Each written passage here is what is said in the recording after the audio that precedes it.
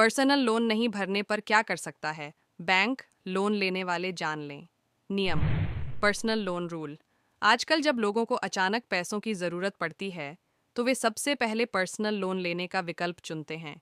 यह लोन आसानी से और जल्दी मिल जाता है, इसलिए लोग इसकी ओर आकर्षित होते हैं। लेकिन ध्यान रखने वाली बात यह है कि पर्सनल लोन की ब्याज दरें काफ़ी अधिक होती हैं। ऐसे में अगर समय पर इसकी किश्तें न चुकाई जाएं तो यह परेशानी का कारण बन सकता है। क्या है पर्सनल लोन और इसका जोखिम? पर्सनल लोन एक अनसिक्योर्ड लोन होता है, यानी इसमें किसी प्रकार की गारंटी या संपत्ति की ज़रूरत नहीं होती। इस वजह से बैंक इसके लिए ज़्यादा जोखिम उठाते हैं। अगर लोन लेने वाला व्यक्ति इसे समय पर नहीं चुकाता तो बैंक को भारी वित्तीय नुकसान हो सकता है। इस स्थिति में बैंक कानूनी कार्रवाई कर सकते हैं। लोन न चुकाने पर क्या हो सकता है? अगर कोई व्यक्ति पर्सनल लोन की किश्तें नहीं भरता है तो उसके खिलाफ कई प्रकार की कार्रवाइयां हो सकती हैं। आजकल जब लोगों को अचानक पैसों की ज़रूरत पड़ती है तो वे सबसे पहले पर्सनल लोन लेने का विकल्प चुनते हैं। यह लोन आसानी से और जल्दी मिल जाता है, इसलिए लोग इसकी ओर आकर्षित होते हैं। लेकिन ध्यान रखने वाली बात यह है कि पर्सनल लोन की ब्याज दरें काफ़ी अधिक होती हैं।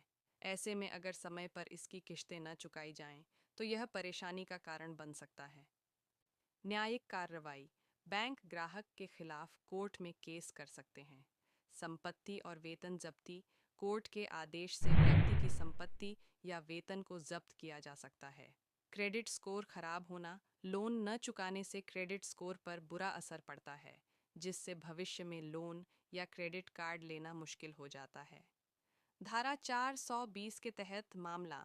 अगर जानबूझकर धोखाधड़ी की गई हो तो आईपीसी की धारा 420 के तहत भी कार्रवाई हो सकती है, जिसमें जेल की सज़ा भी हो सकती है। भविष्य में लोन मिलना क्यों होता है मुश्किल?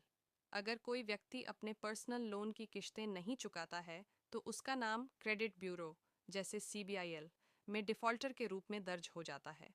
इसका असर यह होता है कि भविष्य में नया लोन या क्रेडिट कार्ड मिलना मुश्किल हो जाता है। बैंक और वित्तीय संस्थाएं ऐसे व्यक्ति को जोखिम भरा मानती हैं। कोई भी बैंक उच्च ब्याज दर पर ही लोन देने को तैयार होता है। बैंक कैसे करता है लोन की वसूली?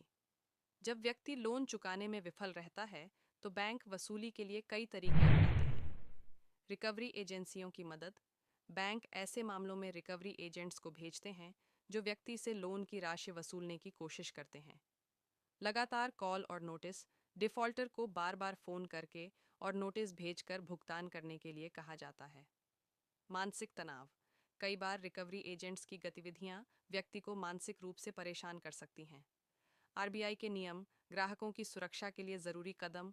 भारतीय रिजर्व बैंक आरबीआई ने लोन वसूली को लेकर कुछ नए दिशा निर्देश जारी किए हैं, जिनमें कहा गया है कि बैंक या एजेंसी को वसूली शुरू करने से पहले ग्राहक को सूचित करना ज़रूरी होगा। किसी भी ग्राहक के साथ अपमानजनक या डराने वाला व्यवहार नहीं किया जा सकता।